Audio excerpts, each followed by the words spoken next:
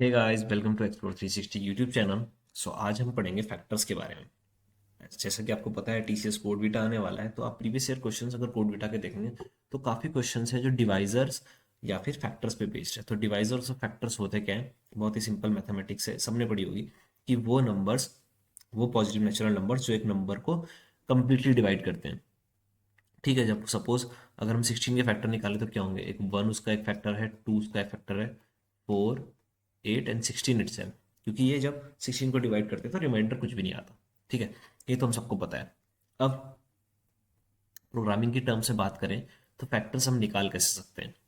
ठीक है, पहले नाइव अप्रोच से देखेंगे, फिर हम देखेंगे उसकी ऑप्टिमाइज्ड अप्रोच, और फिर उस पर बेस्ड एक प्रॉब्लम सॉल्व करेंगे। ठीक है, तो नाइव अप्रोच क्या है कि मैं 1 से लेके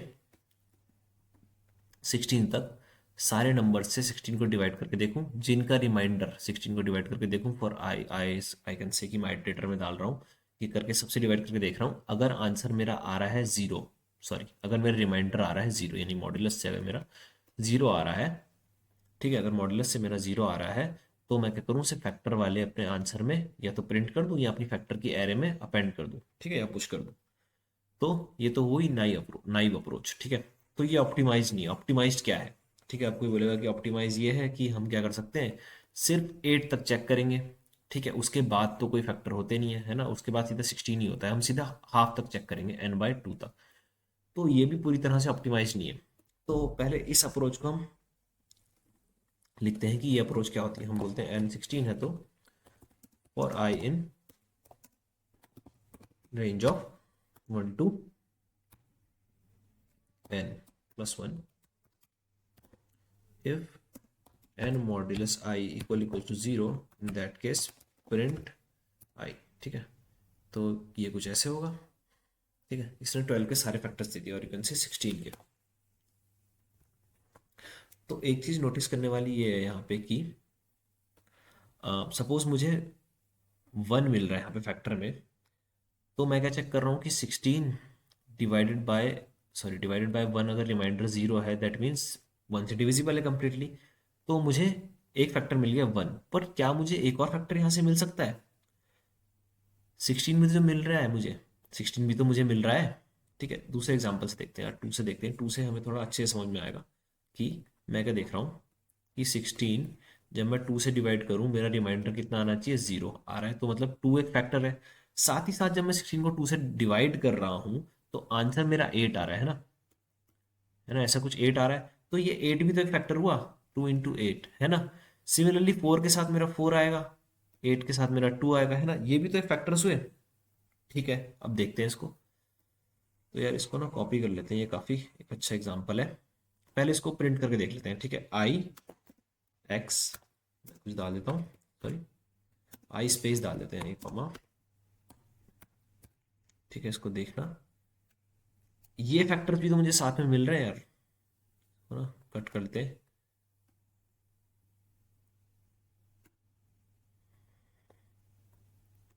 ठीक है, सॉरी,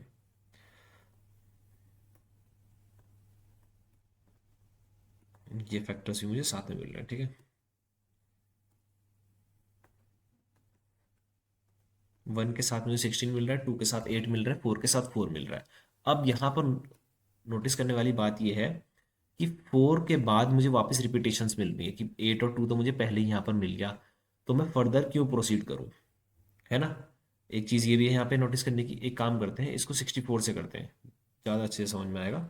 64, ठीक है।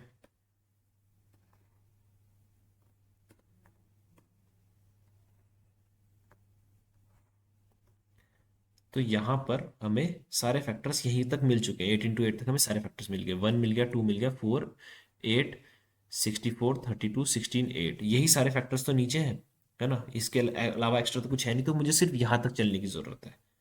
अब इसे कैसे हम देखेंगे? ठीक है, इसे एक बारी देखते हैं, यहाँ पर हमारा लॉजिक क्या होना चाहिए। ठीक है, सपोज जब हम मूव कर रहे हैं टूवर्ड्स, ठीक है, जब हम मूव कर रहे हैं टूवर्ड्स 64 1 से, तो जो ये 1 वाला पार्ट है, ये वाला जो पार्ट है, इसको मैं मेंशन करता हूँ, सपोज आई, इसको जे मान लेते हैं। तो आई तो हो रहा है इंक्रीज, है ना, आई हो रहा है इंक्रीज, और जे हो रहा है डिक्रीज। सही बात है, आई इंक्रीज हो रहा है, जे डिक्रीज हो रहा है। ठीक है, 64 से 32 हुआ, फिर 16 हुआ, फिर 8 हुआ, फिर 4, फिर 2, फिर 1। ठीक है, आई प्लस हो रहा है। ठीक है, ये कब तक हो रहा है, कब तक मुझे कंप्लीट मिल जा रहे हैं, जब आई और जे मेरे हो जा रहे हैं बराबर, 8 है ना, यहीं तक ही तो मेरे को सारे फैक्टर्स मिल रहे हैं। आई बढ़ता जा रहा है, ठीक है, आई बढ़ता जा रहा है, ये घटता जा रहा है, मैच कहाँ पर हो रहे हैं दोनों, 8 × 8 पे। यहाँ तक मुझे सारे फैक्टर्स मिल जा रहे हैं, ये हम नोटिस कर सकते हैं। यहाँ पर भी 4 × 4 में हमें सारे फैक्टर्स मिल चुके हैं, है ना।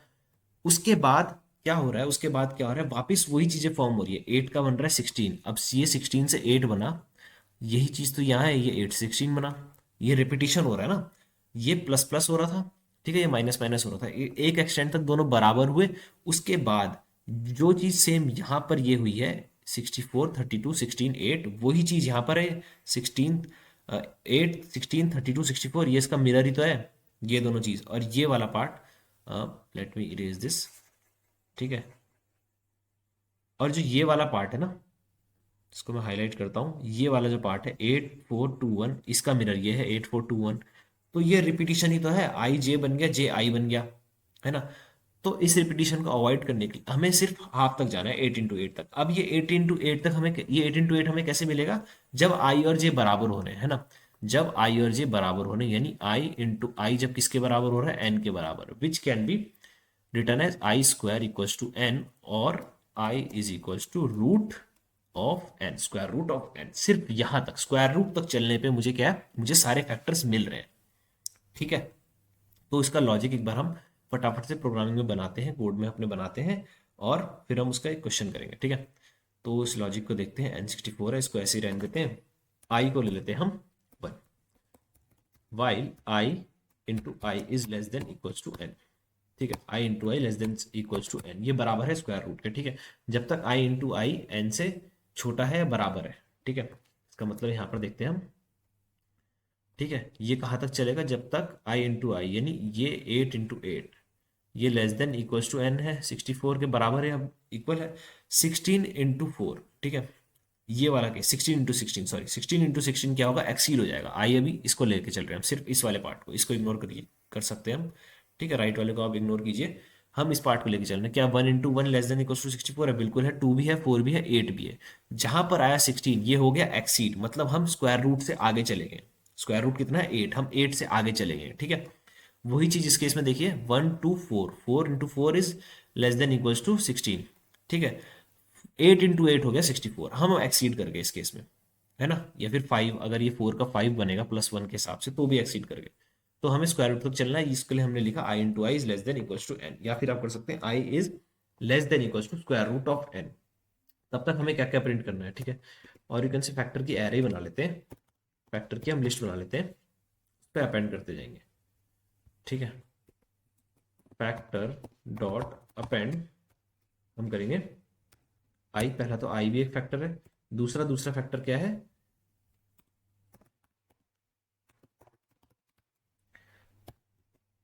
n/i। क्या ये हर बार अपेंड होगा, नहीं, ये हर बार अपेंड नहीं होगा, ये तभी अपेंड होगा जब डिविजिबल, डिविजिबिलिटी भी तो चेक करनी है। इफ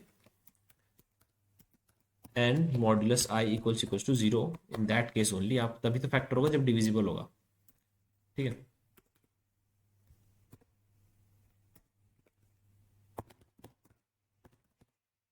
फैक्टर चेक करते हैं, सॉरी i को इंक्रीज भी तो करना है।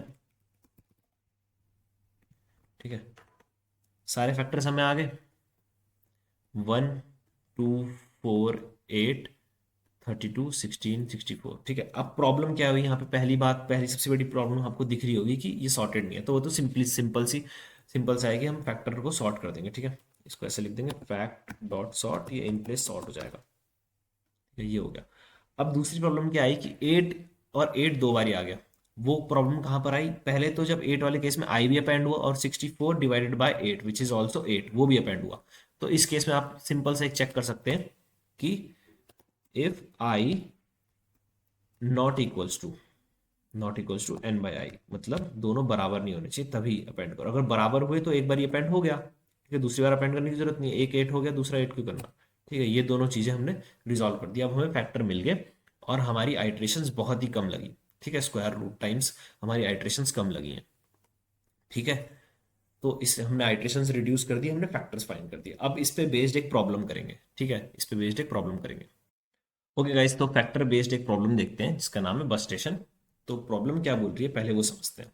ठीक है, तो प्रॉब्लम कुछ ऐसे बोल रही है कि मेरे पास n नंबर ऑफ ग्रुप्स हैं। ठीक है, n नंबर ऑफ फ्रेंड्स नहीं है, n नंबर ऑफ ग्रुप्स हैं। तो ये मेरे को एरे में गिवन है 2 1 3 4 5 सपोज ऐसे कुछ है। तो दिस मीन्स कि एक ग्रुप है जिसमें दो लोग हैं, एक ग्रुप है जिसमें एक ही बंदा है, एक ग्रुप है जिसमें तीन बंदे, चार, फाइव, पांच। ठीक है, ऐसे करके कुछ ग्रुप्स है मेरे पास। तो हमारा टास्क क्या है, हमें इन्हें पिकनिक में भेजना है। ठीक है, पिकनिक में भेजना है, उसके लिए बस अरेंज करनी है। हमारा काम है बस अरेंज करना। ठीक है, तो सिंपल सी बात है, मैं नहीं चाहूंगा कि बस की कोई भी सीट खाली जाए। अगर कोई भी सीट खाली जा रही है दैट मीन्स कि क्या हो रहा है, मेरा वेस्टेज हो रहा है, कुछ ना कुछ वेस्टेज हो रहा है मेरा। ठीक है, टाइम या पेट्रोल मनी जो भी आप बोलो। तो मेरी पहली कंडीशन है बस की कोई भी सीट खाली नहीं जानी चाहिए। दूसरी कंडीशन ये है जो कि स्टूडेंट्स चाहते हैं, बच्चे चाहते हैं कि ये अपने ग्रुप से अलग नहीं होने चाहिए और इन्हें लाइन से जाना है। ठीक है, अगर ये टू को मैं फिल कर रहा हूँ इस बस में, तो इन टू में से ये दोनों को एक साथ मुझे कहीं पर फिल करना होगा। ठीक है, इन इस वन को यहाँ पे पूरा फिल करना होगा। इस थ्री में से मैं एक बंदा उठा के नहीं डाल सकता, तीनों के तीनों एक साथ जाने चाहिए। ठीक है, तभी ये वैलिड होगा। ठीक है, पहला ये कि बस की एक भी सीट वैकेंट नहीं होनी चाहिए, पूरी बस फुल जाएगी। ठीक है, जो वैकेंट वाला पार्ट है उसमें हमारा फैक्टर लगेगा। कैसे, सपोज मैंने आपको 100 रुपीज़ दिए। ठीक है, आप 100 रुपीज़ को मैंने बोला चेंज मुझे ला के दो। आप कितने के चेंज ला के दे सकते हैं, 1। ठीक है, 2 एंड 5, 10, 20, 50 एंड 100।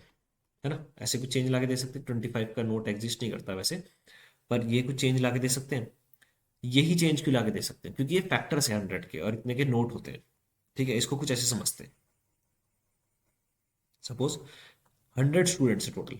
टोटल स्टूडेंट्स की बात कर रहा हूँ मैं, टोटल स्टूडेंट्स 100 है, बस मैंने अरेंज कर दी 11 सीटर। ठीक है, तो 9 टाइम्स तो ये बस चल गई आराम से, फुल फुल कैरी करके। 9 टाइम्स, 9 टाइम्स 11 लेगी 99। बचा लास्ट में एक स्टूडेंट। क्या ये एक स्टूडेंट बस में जा सकता है? चला तो जाएगा, बट बाकी सीट्स क्या होंगी, वैकेंट। तो ये जो मुझे नंबर चूज करना है, नंबर ऑफ सीट, ये परफेक्ट डिवाइड करनी चाहिए 100 को। यानी ये क्या होना चाहिए, फैक्टर होना चाहिए। परफेक्ट डिवाइड करनी चाहिए 100 को, यानी एक फैक्टर होना चाहिए। तो जो हमारे आंसर्स होंगे, जो हम बस का सीट डिसाइड करेंगे, वो फैक्टर तो होंगे, पहली बात। दूसरा, वो कुछ ऐसे होंगे कि ये सारे फ्रेंड्स जो है ना, जो हमें लाइन से भेजने हैं, ये सेपरेट नहीं होने चाहिए। ठीक है, उसके लिए हम अलग लूप चेक कर लेंगे, जो भी हम लॉजिक कंस्ट्रक्ट करेंगे। अभी के लिए हमें फैक्टर वाला पार्ट कॉपी पेस्ट कर लेते हैं वहां पर, है ना। कॉपी पेस्ट कर लेते हैं, क्योंकि फैक्टर से ही हमें आंसर फॉर्म करना है। तो ये मैंने यहाँ पर पेस्ट कर दिया। ठीक है, इस केस में एन मेरा क्या है, टोटल नंबर ऑफ स्टूडेंट्स, यानी सम। सबको भेजना है तो सम ऑफ एरे, है ना। वो सारे नंबर ऑफ ग्रुप्स है ना, ग्रुप्स के हमें वो गिवन है। तो टोटल तो ये होगा, जो भी हमारा 2 + 1 + 3 + 4 + 5 होगा, ये हमारा टोटल स्टूडेंट्स होगा। इनके हिसाब से, इनके फैक्टर्स के हिसाब से बस बनेगी, ताकि बस कभी वैकेंट ना जाए। ठीक है, ये तो हमने बना दिया, फैक्टर्स को सॉर्ट भी कर दिया। ठीक है, अब देखते हैं एक एग्जांपल लेके।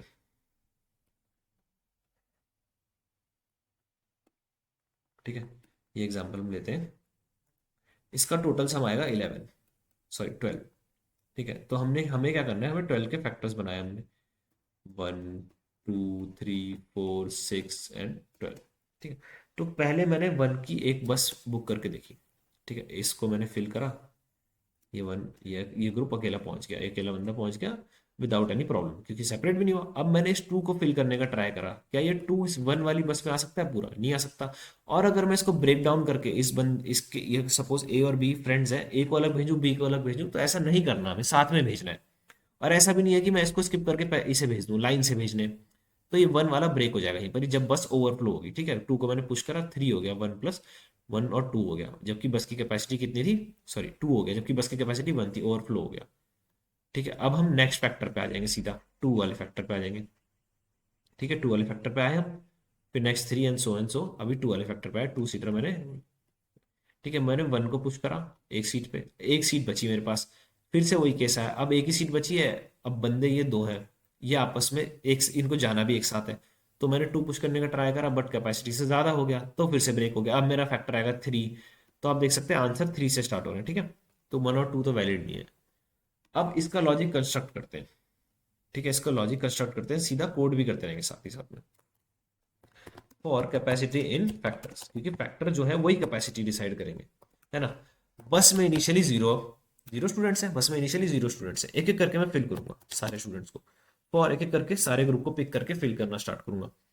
आई इन ए, ठीक है। बस में मैंने फिल करा हर एक ग्रुप को। तो पहले मैंने 1 की बस बनाई, कैपेसिटी मैंने सीधा, ठीक है, कैपेसिटी मैंने कुछ ऐसे ली है, एक एक करके सारे फैक्टर्स। पहले मैं 1 की बस बनाऊंगा, देन 2 की, देन 3 की, देन सो ऑन, जितने फैक्टर्स होंगे सारी बसेस बनाऊंगा। और लास्ट वाला तो हमेशा सेटिस्फाई करेगा ही, ठीक है। दैट्स अ डिफरेंट थिंग, उसको भी देख लेंगे, ठीक है। तो मैं उस बस में क्या फिल कर रहा हूँ, स्टूडेंट्स को फिल कर रहा हूँ, यानी एक एक करके सारे ग्रुप को, पूरे पूरे के पूरे ग्रुप को फिल कर रहा हूँ, क्योंकि सबको, पूरे ग्रुप को सेपरेट नहीं करना, ग्रुप से एक बंदा पिक नहीं कर सकते, पूरे के पूरे को फिल करना है, ठीक है। पूरे के पूरे को फिल किया। दो दो पॉसिबिलिटी है। पहला, या तो वो एक्सीड कर जाएगा, B is greater than capacity. In that case आपको ब्रेक कर देना है कि हाँ यार अब ये वाला फैक्टर काम नहीं करेगा, नेक्स्ट फैक्टर पे ट्राई करो। नेक्स्ट फैक्टर पे ट्राई करोगे बस फिर से जीरो, और फिर से स्टार्टिंग से सारे, आपको आई इन ए सारे के सारे ग्रुप फिर से स्टार्ट करेंगे, ठीक है। दूसरा क्या होगा कि वो कम होगा, कैपेसिटी से कम होगा, तो इन दैट केस कुछ नहीं करना, लूप वापस अगला ग्रुप पुश करने का ट्राई करो। वैकेंट तो छोड़नी नहीं है, सीट सीट हमें वैकेंट नहीं छोड़नी है। तीसरा केस क्या होगा, अगर कैपेसिटी के बराबर आ गया, है ना, कैपेसिटी के बराबर आ गया, इन दैट केस हम क्या कर रहे थे, ठीक है। सपोज 3 के एग्जांपल ले लेते हैं, ठीक है, एग्जांपल लेते हैं। 3 की 3 सीटर मैंने बस बुक करी, 3 सीटर मैंने बस बुक करी, ठीक है। 1 2 3, 1 2 3, 1 आ गया, फुल नहीं हुई। 2 आ गया, ये 2 ऐसे से बैठ गए, और भी नाम था इनका सपोज। अब बस फुल हो गई, अब ये गई ट्रिप पे। नेक्स्ट टाइम जब आएगी बस खाली आएगी, इन तीनों को जब पिक करने आएगी या फिर इसको पिक करने आएगी, तो बस क्या आएगी, खाली आएगी। तो बस को वापस क्या करना है, जीरो। बस को again you have to change it to zero. बस की अभी कैपेसिटी, बस में अभी करंट स्ट्रेंथ जीरो है। ऐसे करके कुछ मैं एक आंसर एरे भी बना लेता हूँ कि जो जो फैक्टर्स मेरे वैलिड होंगे वो मेरे आंसर में ऐड होते जाएंगे, अपेंड करते रहेंगे लिस्ट में, जो जो मेरे कैपेसिटीज वैलिड है, ठीक है। और एंड में रिटर्न कर देंगे आंसर। अब मैंने आंसर में सारी कैपेसिटीज अपेंड कर दी, जबकि अपेंड वही करनी है जो ब्रेक नहीं हुई है, जो वैलिड है। तो जब ये ब्रेक हो रहा है तो मैं कुछ फ्लैग ले लेता हूँ पहले मार्क करने के लिए। फ्लैग मैंने स्टार्टिंग में ले लिया ट्रू, है ना। अंदर मैंने क्या करा, अगर ये ब्रेक हो रहा है तो फ्लैग को कर दो फॉल्स। दैट मीन्स कि अगर कोई भी ओवरफ्लो हुआ है, बस मतलब इनवैलिड फैक्टर आया है, तो उसको आपको ऐड करने की जरूरत नहीं है अपने आंसर में। इफ फ्लैग, अगर फ्लैग ट्रू होगा इन दैट केस ओनली आंसर में अपेंड करो, एल्स अपेंड मत करो, ठीक है। और रही बात लास्ट वाले फैक्टर की, तो वो तो हमें हमेशा आंसर होगा ही, 12 वाला आएगा ही, क्योंकि पूरी एक बस अगर मैं फिल कर दूं, पूरी एक बस बना दूं मैक्सिमम कैपेसिटी को, सारे ग्रुप को एक साथ भेज दूं, तो वेकेंट भी नहीं होगा, है ना, वेकेंट भी नहीं होगा। प्लस सब सारे के सारे एक साथ रहेंगे, सेपरेट भी नहीं होंगे। और हमने सॉर्ट क्यों करा, फैक्टर्स को सॉर्ट इसलिए करा कि आंसर जो आपके टेस्ट केसेस हैं वो सॉर्टेड ऑर्डर में है, 3 4 6 12, इसलिए हमने फैक्टर्स को सॉर्ट कर दिया, तो वो लाइन से आएंगे, ठीक है। तो सारे टेस्ट केसेस चल रहे हैं। So this problem was bus station, इसको ट्राई कीजिएगा जरूर।